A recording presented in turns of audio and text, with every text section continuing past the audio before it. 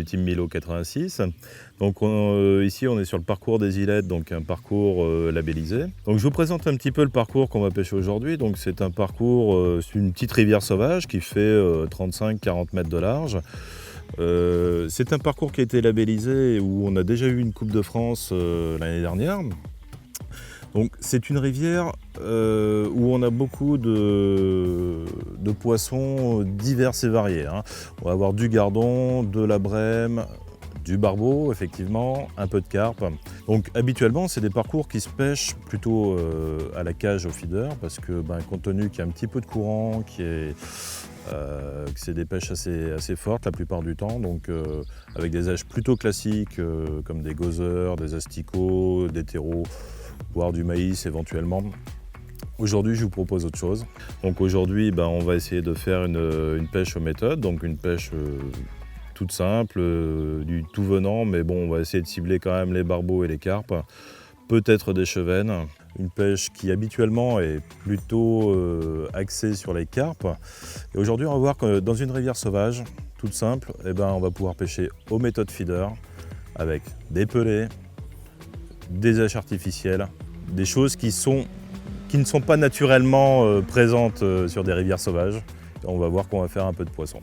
Voilà, je vous engage à venir me suivre et puis on va mouiller l'amorce, les pelets également, c'est des choses qu'on utilise couramment aux méthodes.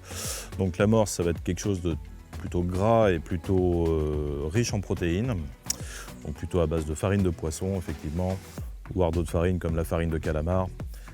Des choses qui vont diffuser beaucoup d'huile, parce que c'est important sur ce genre de poisson typé barbeau ou carpe. Surtout en cette période où les eaux se sont réchauffées un petit peu, ça va bien diffuser. Et on aura davantage de poissons peut-être. Voilà, donc je vous engage à me suivre. Bon, alors comme je vous disais, on va utiliser deux choses aujourd'hui. Donc on va utiliser des pelets de 3 mm. Bon, ici c'est la marque Sonubet, donc c'est des pelets assez gras quand même. Donc 3 mm, c'est environ 3 minutes de mouillage, 3 à 4 minutes. Il faut qu'il puisse coller, mais pas que ce soit de la pâtée non plus, quoi. Voilà, donc on va procéder au mouillage. Donc on va mettre un petit peu de pellet, pas trop non plus, ça sert à rien. Bon, à savoir qu'aux méthodes, on utilise des quantités de pellet ou d'amorce vraiment légères. On va le voir, les proportions. Donc là, on coupe le pellet avec de l'eau, tout simplement. Donc on va rester très naturel aujourd'hui, pas d'additifs. Vraiment une pêche le plus simple possible. Alors donc là on est sur... alors pourquoi des pelets? Tout simplement parce qu'aujourd'hui on va utiliser que des haies artificielles principalement. Donc ça va être des pelets, ça va être du maïs artificiel. On ne va pas utiliser d'haies vivantes comme des asticots. Et aujourd'hui le pelet va remplacer tout simplement ces haies vivantes dans l'amorce. À savoir qu'un poisson, il va venir sur l'amorce, mais il faut qu'il ait à manger quand même. Une amorce c'est principalement une mécanique. Et après, c'est un véhicule à haies, donc il faut qu'il ait des haies à manger pour rester sur le coup. Si aujourd'hui on ne met pas quelques pelets ou peut-être du maïs dans une amorce, le poisson ne va pas rester sur le coup. Voilà, tout simplement. Les pelets, ça a un autre avantage quand même, c'est que ça va dégager aussi de la particule, de l'huile. C'est fait à base de farine de poisson, donc c'est nourrissant aussi, beaucoup de protéines qui vont se dégager. Et c'est un pouvoir de diffusion quand même relativement lent, donc c'est quand même une haiche qui va rester sur le fond un bon moment et qui va diffuser pendant une longue partie de la partie de pêche, donc qui sera toujours un attrait pour le poisson. Voilà, quoi qu'il arrive, on va avoir quelque chose qui va être destiné quand même à des poissons un petit peu plus gros que des gardons, des choses comme ça, même si les gardons vont venir dessus. Quand les gros poissons vont arriver, ils vont faire la place et puis voilà, après c'est l'esprit de compétition qui va sélectionner les poissons sous l'eau. Donc voilà, on a recouvert les pelets, parce que il faut attendre 3 à 4 minutes, là c'est du 3 mm, donc il faut à peu près ça dépend de la température de l'eau en fait. À partir du moment où on peut les coller et qu'ils ne vont pas trop tourner en purée, c'est bon. Donc après on va préparer l'amorce. Donc là aujourd'hui j'ai sélectionné une amorce, donc c'est la Crunchy Baits Barbel Brown. Donc une couleur quand même assez foncée. On est sur des rivières sauvages, il faut éviter quand même toutes ces couleurs un peu claires. C'est une eau aujourd'hui qui est un petit peu mâchée, on a de la chance. Si c'est de l'eau très claire, effectivement il faut partir sur des amorces très foncées. Donc là on est sur une amorce qui est très riche en protéines, beaucoup de protéines de poisson. Donc de la farine de poisson et de calamar. Et c'est une farine qui est aussi très grasse, donc qui va diffuser énormément les arômes. Ça c'est important sur des pêches comme ça, sur des pêches de barbeaux ou de carpe, surtout aux méthodes feeder, puisque finalement c'est des amorces qui vont travailler très peu sur le fond, mais qui ont besoin de dégager beaucoup d'arômes et beaucoup d'acides aminés et de protéines pour que le poisson arrive sur le coup. Une fois qu'il va arriver sur le coup, il va manger, donc il va manger ça, mais il va manger aussi les pelets. On n'est pas sur des amorces traditionnelles où je dirais que c'est des amorces beaucoup plus attractives, on est quand même sur des amorces nourricières, quelque part. Voilà, donc on va procéder au mouillage de cette amorce et on va mettre, je dirais, un tiers du paquet. Là, c'est des paquets de 2 kg. Je pense qu'avec 600-700 grammes, on a de quoi tenir quelques heures de pêche aux méthodes. Voilà, donc là, on a un tiers du paquet à peu près. Hein. Pas la peine d'en mettre plus. Là, on peut tenir, aux méthodes feeder, on peut tenir facilement 3-4 heures de pêche sans souci avec ça. Hein. Voilà, en plus on aura des pelets qu'on pourra utiliser. Donc l'avantage de les mouiller aussi, c'est de pouvoir les mouler sur le moule aux méthodes feeder. Hein. C'est pas uniquement pour mettre dans l'amorce, pour dire d'avoir des aiges dans l'amorce, c'est aussi de pouvoir les mouler et de pêcher directement avec les pelets. Hein. On va mouiller l'amorce. Alors pour le mouillage de l'amorce, là on utilise des amorces fraîches, donc qui nécessitent quelque part un surmouillage au départ, pour qu'au final on ait le pouvoir collant qu'on souhaite. Hein. On ajustera en eau tout à l'heure. Mais en tout cas le surmouillage est important au départ. Voilà, pour que tout soit bien imprégné. Ça travaille beaucoup moins qu'une amorce traditionnelle. Il faut quand même que ça plaque au fond. Éviter qu'il y ait trop de particules qui se décollent du fond. Donc il faut vraiment que ça travaille sur le fond, hein, comme amorce. Mais un travail très léger. Et tout ce qui va être volatile, je dirais, c'est les huiles. Alors ce qui est important en méthode feeder, bien souvent on me dit il faudrait que l'amorce colle davantage, etc. C'est une erreur. Généralement, une amorce, il faut qu'elle colle, mais selon les conditions où on va pêcher. Bon, ici on a un tout petit peu de courant, donc effectivement je vais la faire un peu plus collante qu'à l'habitude. Ça va être un petit peu collant, mais ça va travailler tout de suite au fond. Hein. C'est des amorces qui vont s'étaler très vite, qui vont dégager beaucoup d'huile au niveau de la hauteur d'eau, enfin de la colonne d'eau, hein, si vous voulez. Et quelques particules aussi, particules de poisson, particules de calamar, qui sont, je dirais, un petit peu plus volatiles que le reste. Une amorce qui est bien mouillée pour le méthode feeder, normalement, on appuie une fois, on prend et on casse. Il ne doit pas y avoir de particules vraiment collantes. Donc c'est vraiment très... C'est un mouillage parfait, vraiment, il ne faut pas que ce soit de la pâte à modeler. Donc là, on va laisser reposer un petit peu l'amorce. Bon, je l'ai surmouillée au départ, donc elle va s'imbiber. Hein. Et peut-être que d'ici un quart d'heure, 20 minutes, on reviendra dessus, on ajustera le mouillage comme il faudrait. Hein. Bon, là, pour l'instant, elle est encore un petit peu collante, un petit peu trop surmouillée, mais bon, on la laisse travailler un petit peu. On va s'occuper d'autre chose. On va essorer les pelets, hein, donc ça, on peut le faire tout de suite. D'ailleurs, c'est pas...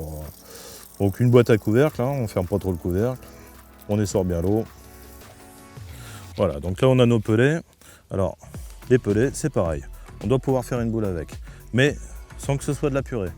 Là on est vraiment, voilà, on voit bien que tous les pelets sont encore intacts, hein, mais on peut les serrer, on peut les mouler dans un méthode. Voilà.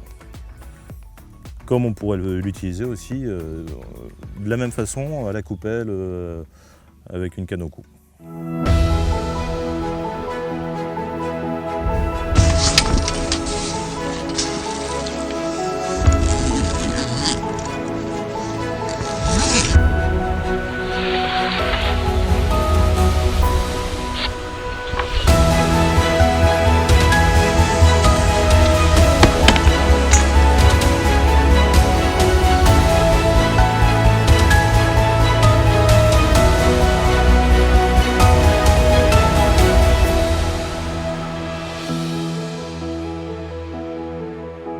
Voilà, donc pour le matériel utilisé, on va utiliser une canne, c'est une 12 pieds médium. Habituellement, je prends des cannes qui sont assez paraboliques pour pêcher aux méthodes feeder. Là, on est sur une rivière avec un petit peu de courant, on va pêcher avec des méthodes un petit peu gros. On ne s'attaque pas à des poissons non plus trop petits, ou voilà, c'est des poissons assez vifs, hein, les barbeaux. Donc il faut quand même des cannes qui tiennent un petit peu la route.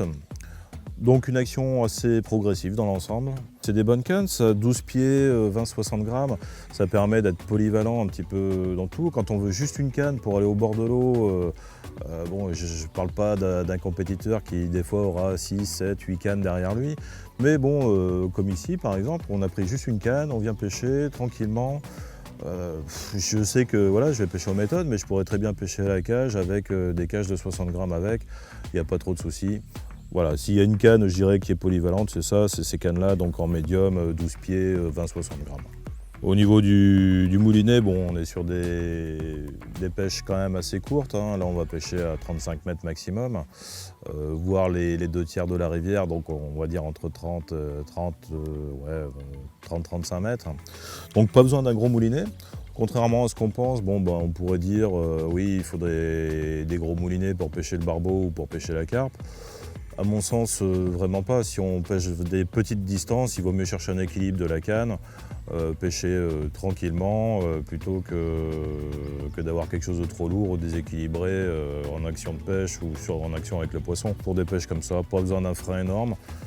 La plupart du temps, le frein sur un moulinet, moi je ne l'utilise quasiment jamais.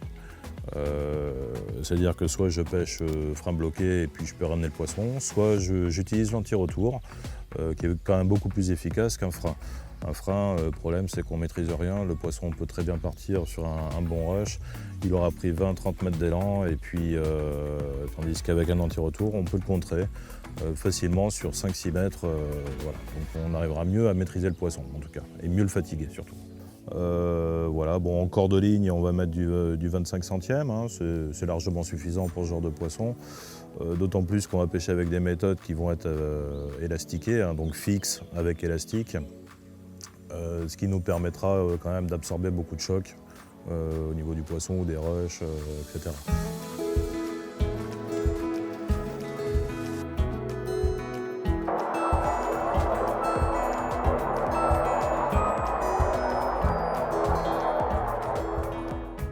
Donc aujourd'hui on est sur une pêche aux méthodes, donc on a plusieurs types de méthodes. Là, on va dire les méthodes les plus conventionnelles, donc on va être là-dessus, donc sur des méthodes dites ouvertes, donc avec une ouverture à 360 degrés sur le dessus aussi. Après, on va avoir des méthodes qui vont protéger un petit peu mieux lèche, que ce soit dans des conditions où on va avoir un petit peu plus d'eau, ou alors une couche d'eau à traverser un peu plus importante, ou avec un peu de courant comme c'est le cas ici. Donc là, l'avantage c'est d'avoir un bouclier qui va protéger lèche et l'amorce.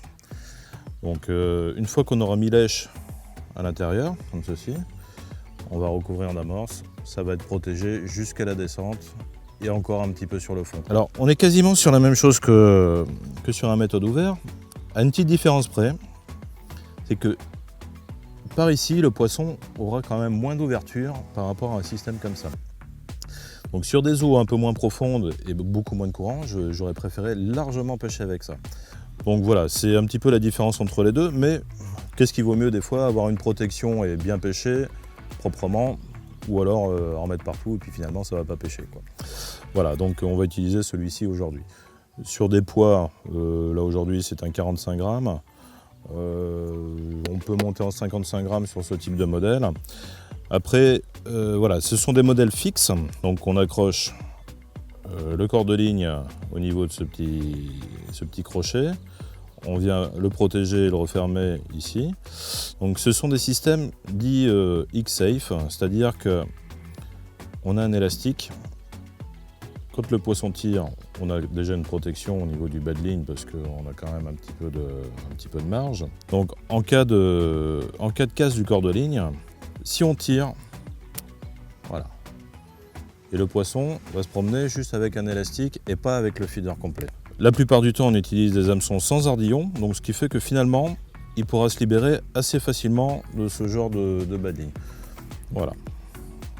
Donc un système complètement sécurisé au niveau du poisson et ma foi même au niveau du bas de ligne, puisque cette partie élastiquée va quand même bien nous aider à pêcher beaucoup plus fin, et notamment dans mon cas où j'utilise énormément la tresse en bas de ligne, des tresses très fines. Alors pourquoi de la tresse ? Moi personnellement, depuis le nombre d'années que je pêche aux méthodes feeder, la tresse a beaucoup d'avantages. Elle aura l'avantage d'être beaucoup plus souple et un petit peu flottante. Donc, au niveau de l'engamage du pelet ou de ce qu'on va utiliser, hein, au niveau du cheveu, L'engamage se fait beaucoup plus facilement et c'est beaucoup moins raide qu'un fluorocarbone ou qu'un nylon. Aux méthodes feeder, à savoir qu'on ne sait jamais sur quoi on va tomber.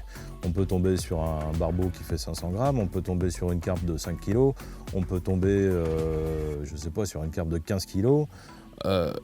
Ici, j'utilise une tresse en 8 centièmes. Vous sortez un poisson qui fait entre 10 et 15 kg sans souci avec. Bon, par contre, je suis élastiqué, attention. Si je n'avais pas d'élastique, je pêcherais avec du nylon. Alors on me dit souvent la tresse ça esquinte le poisson, c'est faux aussi. Aux méthodes feeder, un poisson quand il est piqué, il est vraiment piqué sur la lèvre, proprement, et on n'aura jamais de tresse ou de nylon qui va frotter sur la lèvre, ça n'existe pas. Par contre, arracher une lèvre, ça c'est possible. Arracher une lèvre, c'est pour ça que aujourd'hui on est sur des méthodes élastiquées avec de la tresse. Ça permet d'absorber les chocs et d'éviter justement de déchirer une lèvre de poisson. C'est pas très sympa ni pour le poisson ni pour soi-même. Enfin, j'ai ma conscience pour moi au moins. D'ailleurs, suivez-moi, on va faire le montage. Vous allez voir, c'est très très simple. Bon, on a des badings qui peuvent être différents selon les pêches. Je vais vous montrer ce que j'utilise pour aujourd'hui. Peut-être qu'on changera en cours de pêche parce que ça n'ira pas. Bon, en tout cas, on va voir le montage. Il n'y a pas plus simple. Voilà. Donc le montage, il est très simple. Donc on a notre méthode. On enlève la petite tétine. Donc on va la passer. On passe le nylon à l'intérieur. Donc ça, c'est la première étape. On est là.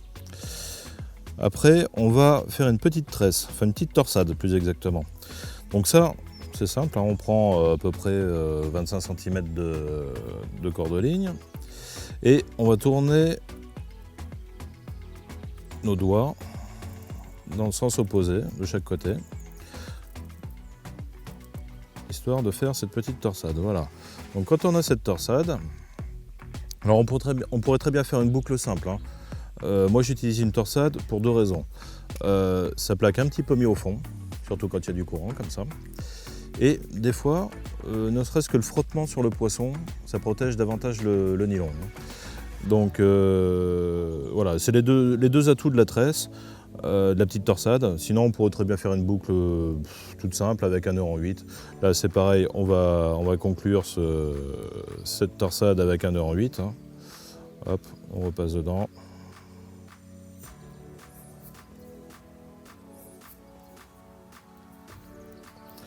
Voilà, on serre un petit peu, pas besoin de serrer trop non plus. On coupe l'excédent. Donc voilà, une fois qu'on a fait cette torsade, donc on prend notre méthode feeder, on vient passer la grave dans la boucle, on tire. Donc on a notre méthode feeder, hop, et on vient mettre le capuchon. Et une fois que le capuchon est mis, c'est solide, on peut y aller. Voilà, on peut pêcher, tout simplement.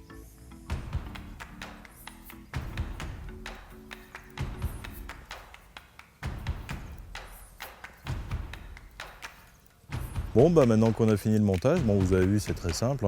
Bon, on va retourner voir un petit peu notre bac d'amorce, si on a besoin de le remouiller ou pas. Voilà, donc l'amorce, là, elle a bu un petit peu. Bon, malgré le surmouillage, il faut la remouiller un petit poil quand même. Bon, on voit, c'est un petit peu léger, quoi, au niveau pour mouler. Donc on va... grand chose. Bon, voilà, ça suffit. Et normalement, on devrait avoir un mouillage parfait. On embrasse un petit coup. Et là, voilà. On est sur quelque chose qui va coller, mais qui ne va pas trop coller non plus, qui va se défaire assez rapidement, qui va bien travailler sur le fond, il n'y a pas de souci. Nos pelets, eux, ils ont séché un petit peu, là, ils étaient un petit peu au soleil. Bon. Normalement, je pense pas que... Voilà, ils sont toujours parfaits. Ça bouge moins, du pellet, Donc maintenant que l'amorce est prête, les pelets sont prêts, on va revenir quand même sur une chose au niveau des pelets. Pourquoi je les mets à part et pourquoi je ne les mets pas directement dans l'amorce? C'est une question de gestion des éches. C'est-à-dire que si le poisson n'est pas présent, ça ne sert à rien de mettre des éches. Quand le poisson sera là, on mettra des éches. Si on a vraiment une grosse activité du poisson, on ne va pêcher qu'avec les éches, donc qu'avec le pelet. Tant qu'on n'aura pas une grosse présence du poisson, on va mettre de l'amorce. Voilà. Donc là, on est sur une pêche de rivière sauvage, donc sur des poissons qui sont tout aussi sauvages, les barbeaux principalement.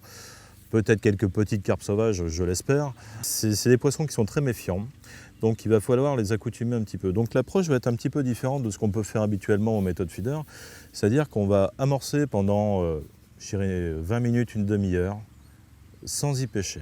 On va lancer des méthodes, on va les tirer, les lancer, les tirer. On va essayer d'amener les poissons, mais le problème c'est que si on pêche les poissons directement sur le coup, tout de suite, on risque de les perdre, parce qu'on va faire un barbeau, il va mettre le foin, tous les autres vont avoir peur, et puis finalement on ne va pas pêcher.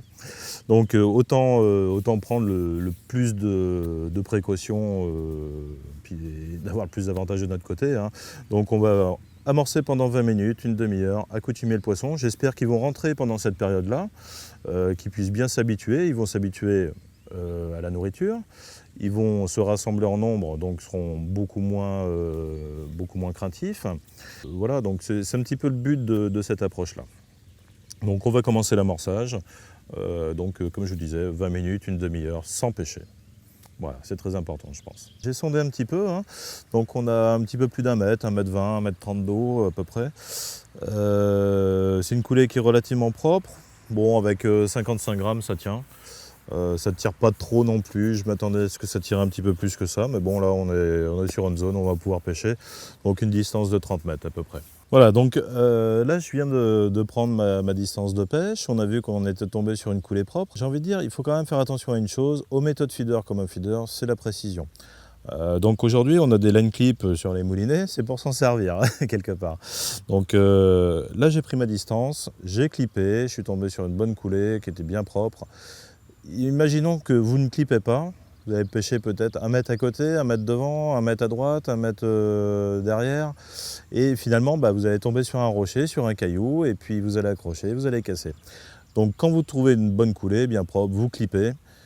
Vous pouvez pêcher clipper, même les carpes et les barbeaux, c'est pas un souci. Vous aurez le temps de déclipper de toute façon. Avec ce genre de méthode, avec un élastique, vous avez quand même une petite marge de sécurité quand même, hein. Donc vous avez le temps de déclipper au cas où. Ce que je conseille à beaucoup de gens, moi je vais le faire en premier, c'est d'avoir des marqueurs blancs. Là ici j'utilise un nylon noir assez sombre, et le fait d'avoir un marqueur blanc, donc je vais marquer au niveau du clip quand même, parce que à un moment donné, si je dois déclipper, je veux reprendre ma mesure, ma distance de pêche assez facilement. Donc je décliperai si j'ai un gros poisson, il prendra le fil qu'il veut, on le ramènera. Quand on l'aura décroché, je reviendrai sur ma marque que j'ai fait en blanc sur le fil noir, je reclipe et je peux repêcher.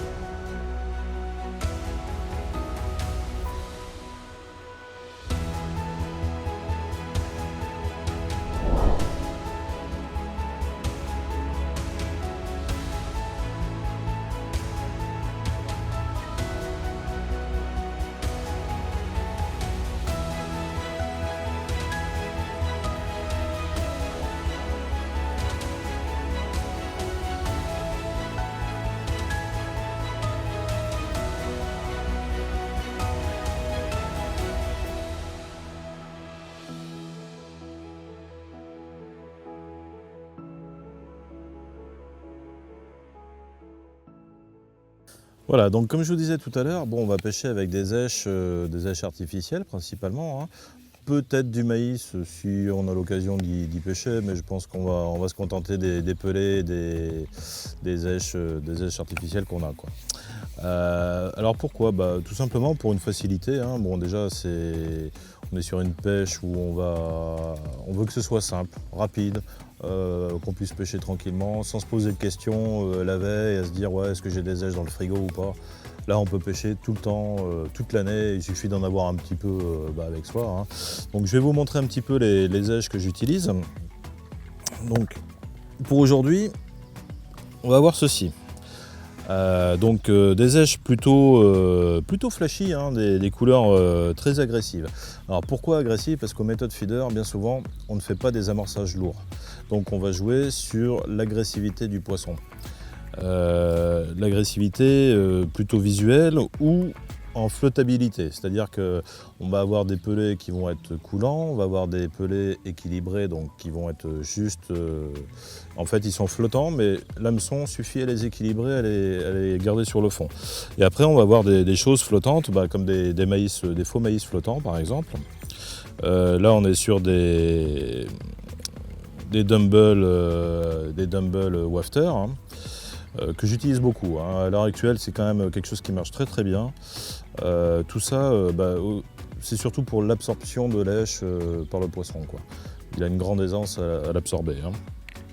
Après, on va avoir des pelets plus petits et de couleurs très flashy, donc orange fluo, jaune fluo, rose fluo, du vert très clair, et on va avoir des couleurs un petit peu plus foncées, mais qui se démarquent quand même dans les eaux très claires, donc couleur prune. Et après, on va avoir deux pelets, donc qui vont me servir au niveau de l'odorat et au niveau de l'huile.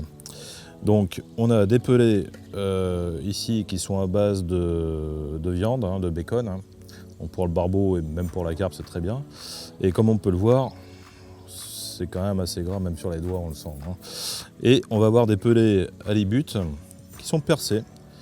On va voir au niveau du montage, je vais vous en reparler. Je vais vous montrer les badlines que je vais utiliser par rapport à ça. Aujourd'hui, je pense qu'on va utiliser plutôt ces pelets là, donc un pelet percé plus un pelet qui va être agressif au niveau de la couleur, un rose pâle, quoi, par exemple, un peu délavé, hein. Donc ça fonctionne très bien dans les eaux qui sont peu profondes ou les bordures.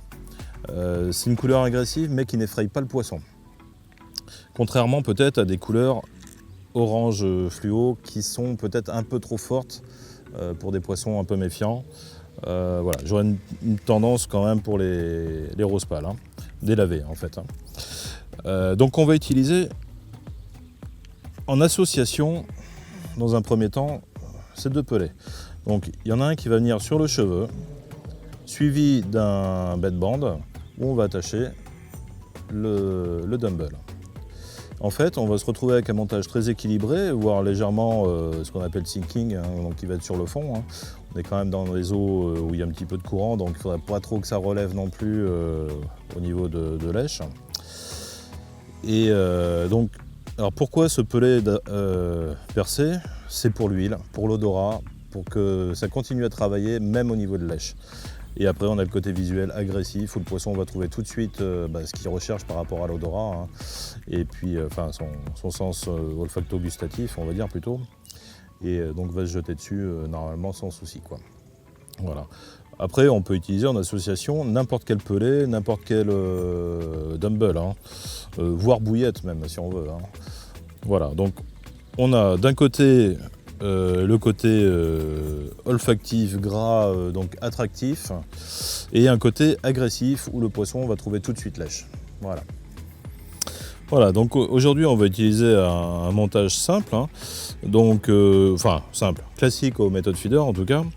Donc un badline qui fait à peu près 10 cm, un cheveu et un bedband. Alors je fais volontairement le cheveu assez long, hein, comme on peut le voir. C'est pour pouvoir y insérer justement mon pelet percé là. Et au bout, on va y mettre le dumbbell ou le pelet de couleur un petit peu fluo, un peu flashy, quoi. Donc je vais vous montrer, hein, tout simplement. Donc on va prendre un pelet percé. Donc on prend une aiguille à bouillette, hein, tout simplement. On le passe dans l'aiguille. On vient attraper la petite bande. On glisse ça sur le cheveu. Hop. Et une petite astuce aussi, parce que vous voyez, avec un montage comme ça, vous n'avez pas besoin non plus de stop bouillette, par exemple, de stop bouillette ou de stop pellet. Le bedband, en fait, vous sert de stop, hein, et ça tient très bien, hein. Voilà. Donc là, on va insérer notre dumbbell. Donc là, il y a des petites pinces qui vont bien hein, pour écarter l'élastique. Donc on écarte l'élastique, on vient placer le dumbbell dans l'élastique. Voilà, hop. Donc maintenant qu'il est coincé, on retire la pince et voilà. Notre montage, il est terminé. Donc on a notre pelé percé gras et le côté visuel. Voilà, et ça, une carpe, un barbeau, même une brème l'attrape. Hein. Voilà. Et puis on va attacher ça à notre méthode feeder. Bon bah voilà, je vous ai montré un petit peu tout. Bah maintenant, action, hein, on y va. Hein.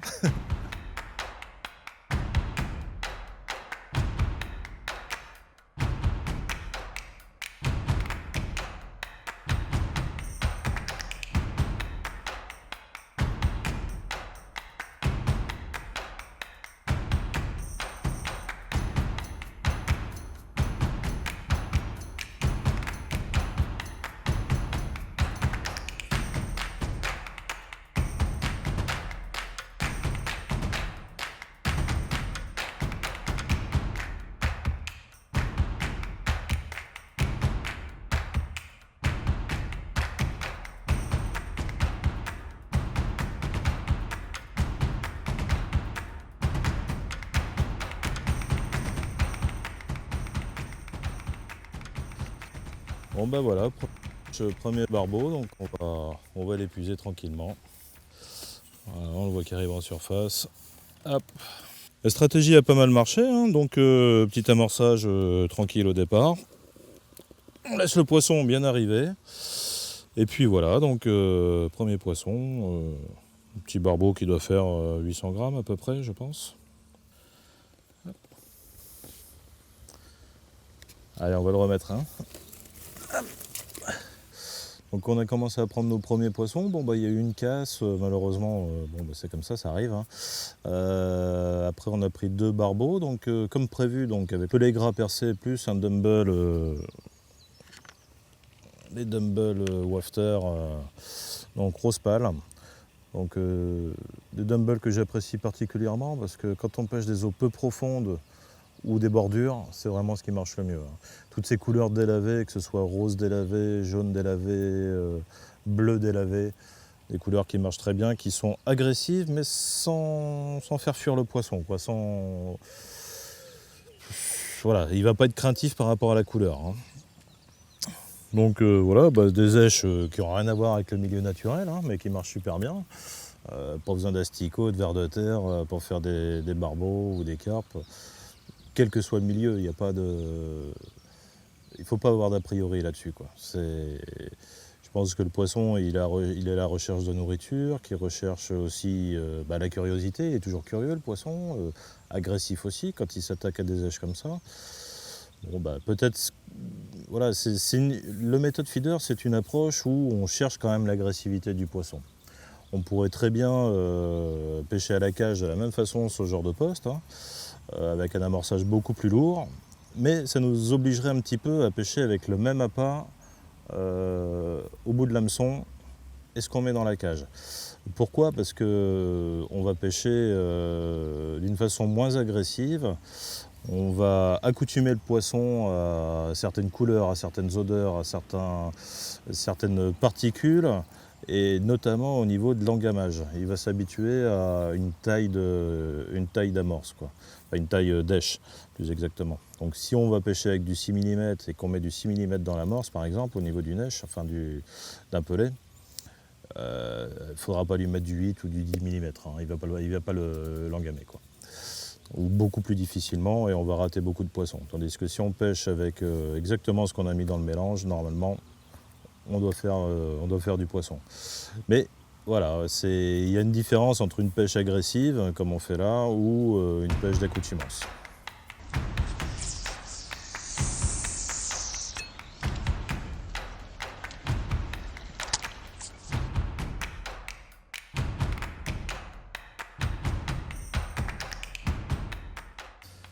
Bon, bah, ça a l'air d'être un petit peu le même genre de barbeau que tout à l'heure. Hein. Barbeau entre 500 et 1000 points, quoi. Enfin, entre 500 grammes et 1 kg. C'est quand même des beaux poissons très combatifs, ça.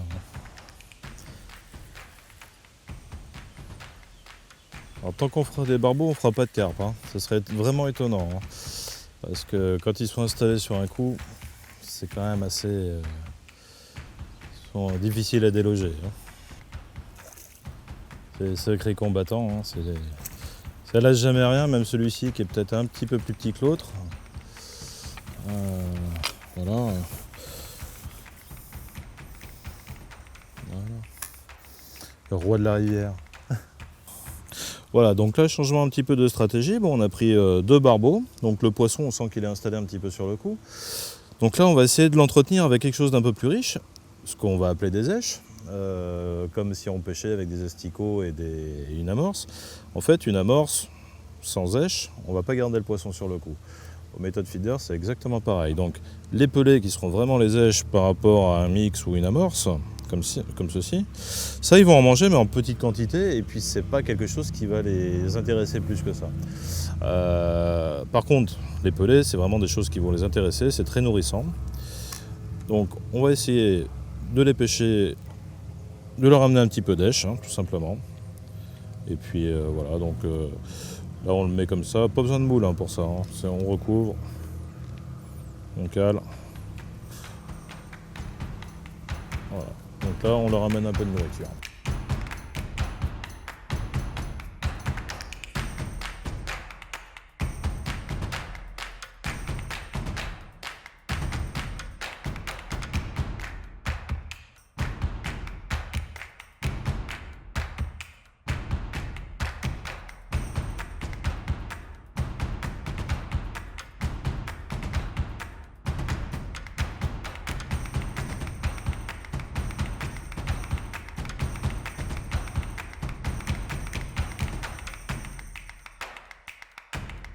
Tout petit, c'est peut-être même pas un barbeau, je sais pas.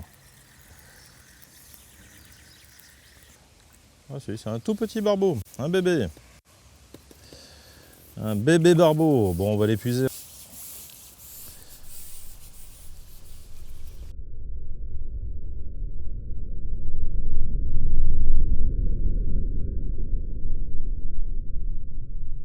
Il sait les trouver, les herbiers.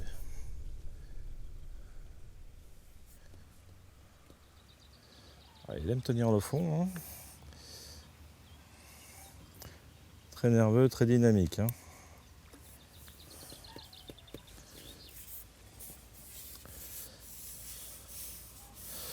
Voilà, donc ça c'est les barbeaux qui font 1,5 kg je pense à peu près.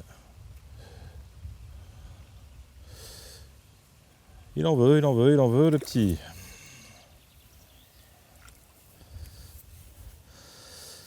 C'est quand même un sacré poisson, hein. Le barbeau c'est un combattant incroyable.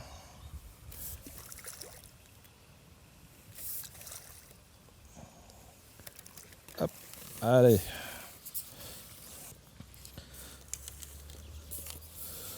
Voilà, donc là on est sur un barbeau, oui, qui est quand même pas trop vilain. Voilà, donc un barbeau qui doit faire 1,5 kg à peu près là. Donc déjà un beau combattant, ça c'est des beaux poissons magnifiques. Tout en muscles. Voilà. Un des plus beaux poissons de rivière, un des plus combattants. Des fois un petit combat comme ça avec un barbeau qui fait à mon avis 1,5 kg là à peu près. Ça équivaut avec une carpe qui va faire 3 kg, 3,5 kg. Hein.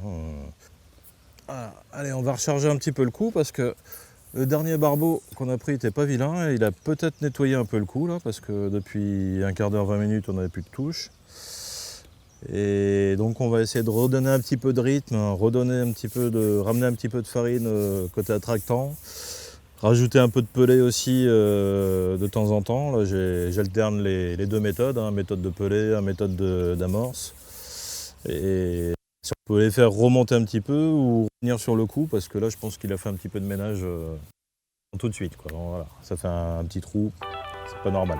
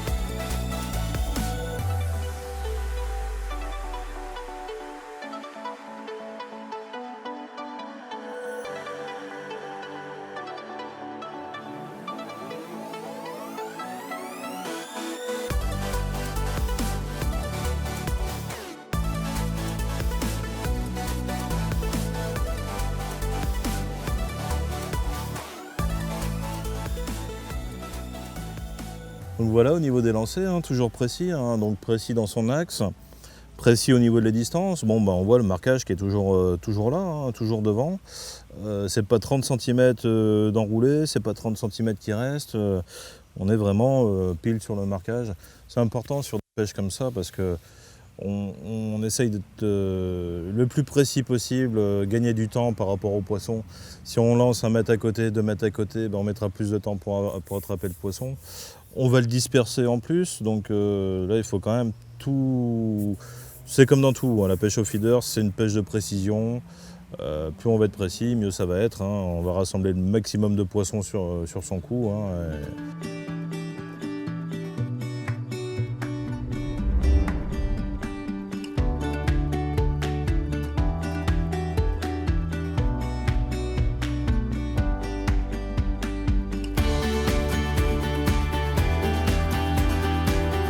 Bon, bah voilà, on a ralimenté un petit coup. Bon, bah tout de suite, voilà, les barbeaux sont revenus, hein. On verra après, mais c'est déjà pas mal sur des petites rivières comme ça. C'est plaisant. Donc stratégie payante encore, bon on a vu, hein, on prend un gros barbeau, derrière on ralimente un bon coup. C'est quand même des poissons qui aspirent beaucoup, hein, donc qui mangent pas mal. Bon tiens, celui-là il connaît bien les herbiers visiblement. Donc très peu d'âches, hein, voilà, on a passé quoi, la moitié de notre mix, donc en gros 300 grammes avec l'amorçage de départ qui était quand même un petit peu conséquent. Les pelés, toujours pareil, hein, il y en a très peu. On n'a même pas utilisé la moitié de ce qu'on avait au départ. Donc des pêches très économiques. Finalement, voilà, on se rend compte qu'avec 500, 600 grammes d'amorce, on tient une journée, on va dire au moins 4-5 heures de pêche aisément, quoi. Voilà, un joli barbeau, bon bah pareil, qui doit faire 1 kg, 1,5 kg aussi celui-ci. Pas vilain, un peu moins nerveux que l'autre, mais c'est plaisant. Hop, et voilà.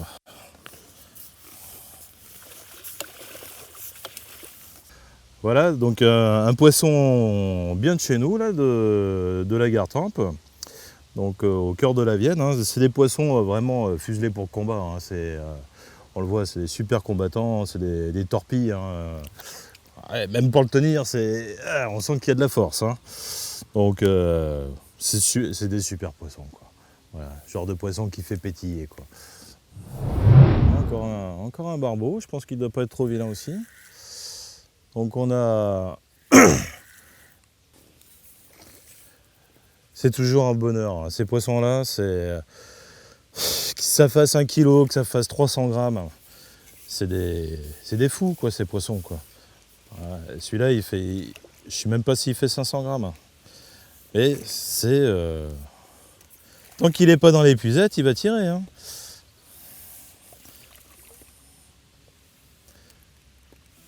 Hop.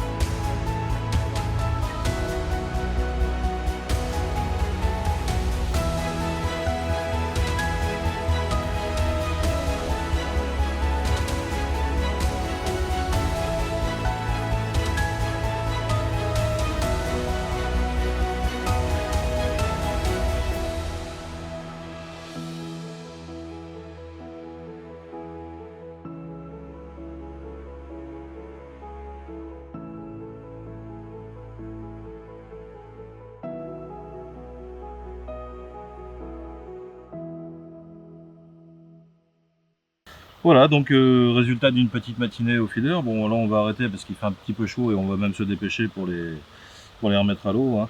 Donc voilà, quelques spécimens comme ça, donc qui font un bon 1,5 kg je pense. Là on a 1, 2, 3, 4, 5, 6, 7, 8 barbeaux, donc en une matinée, avec des éches qui sortent un petit peu du commun. On va se dépêcher de les remettre à l'eau, je reviens vers vous tout de suite, là je vais vous expliquer un petit peu. Merci. Bon bah voilà, on a fini cette petite partie de pêche donc qui a duré une matinée. Bon, c'est vrai qu'on aurait pu continuer à pêcher, mais les conditions de temps font que bon bah il commence à faire chaud. C'est pas très simple pour des barbeaux de les garder comme ça dans des bourriches, donc il vaut mieux arrêter la pêche là. On aura vu l'essentiel, donc puis je vous remercie d'avoir suivi cette pêche un peu atypique, hein. Finalement, le méthode, c'est pas réservé au carpodrome, c'est pas réservé à une pêche de carpe. On peut très bien pêcher la brème, le gardon, les barbeaux en milieu sauvage. Beaucoup de gens se disent, voilà, en milieu sauvage, les rivières, etc. Il faut des éches naturelles, il faut pêcher avec des asticots, il faut pêcher avec des vers de vase, des vers de terreau. Aujourd'hui, on voit très bien que bah, des pelets, ça marche tout aussi bien. C'est une source de nourriture pour le poisson. On fera aussi bien des poissons sur une rivière sauvage que sur un carpodrome ou un étang où il y a beaucoup de population de poissons et de gros poissons. Donc on aura vu qu'avec des éches tout à fait, qui sortent de l'ordinaire, plutôt destinées même à la carpe, on peut très bien pêcher des barbeaux, des brèmes, même du gardon avec des pelets comme ça. Et voilà, c'est une pêche très économique. Aujourd'hui, on a passé même pas 500 grammes d'amorce, une poignée de pelets, et puis ça, c'est des choses qu'on peut garder toute l'année, voire 2 ans, 3 ans, ça bougera pas. Donc voilà, bah écoutez, à vous de tester, j'espère que ça vous plaira et vous verrez que, avec 3 fois rien et puis un tout petit peu de matériel, on n'est même pas obligé, j'ai envie de dire des pêches comme ça, bon aujourd'hui j'ai une station avec moi, mais on pourrait prendre un siège, 2 pics, une canne et on pêche quoi. Voilà, donc c'est des pêches assez sympas, c'est pas des pêches de compétition, mais on prend du plaisir, c'est la pêche. Bon bah à très bientôt, puis j'espère qu'on fera d'autres vidéos, peut-être pour vous expliquer d'autres approches, d'autres points de vue sur la méthode feeder.